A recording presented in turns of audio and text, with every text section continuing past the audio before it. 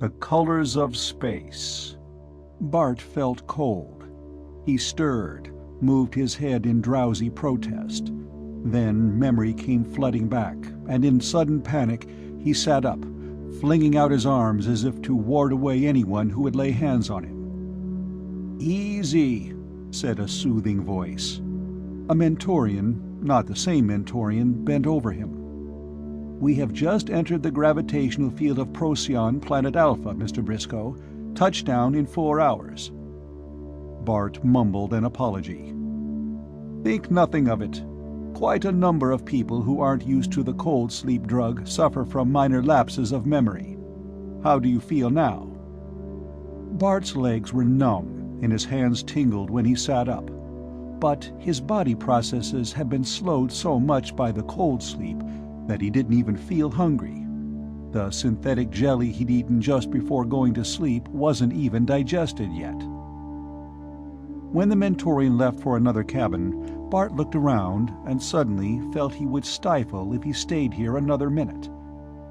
He wasn't likely to run into Tommy twice in a row, and if he did, well, Tommy would probably remember the snub he'd had and stay away from Dave Briscoe.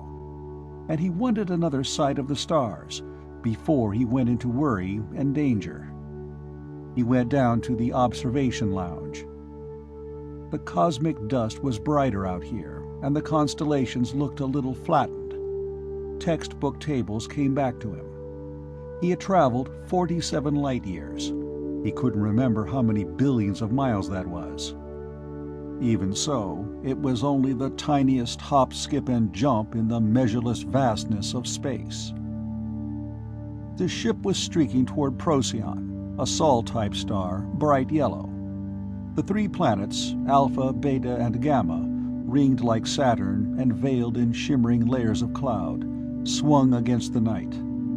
Past them, other stars, brighter stars, faraway stars he would never see, glimmered through the pale dust. "Hello, Dave. Been spacesick all this time?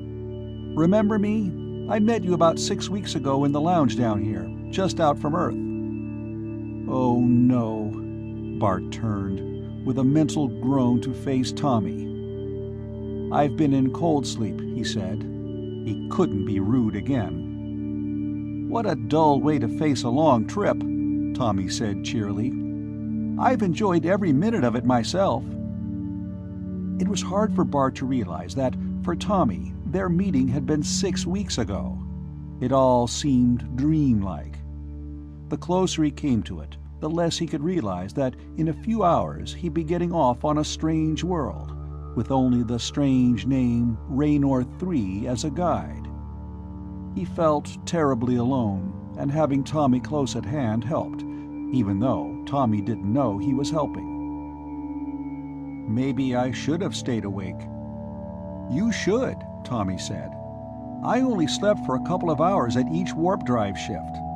We had a day-long stopover at Sirius 18, and I took a tour of the planet. And I've spent a lot of time down here just stargazing. Not that it did me much good."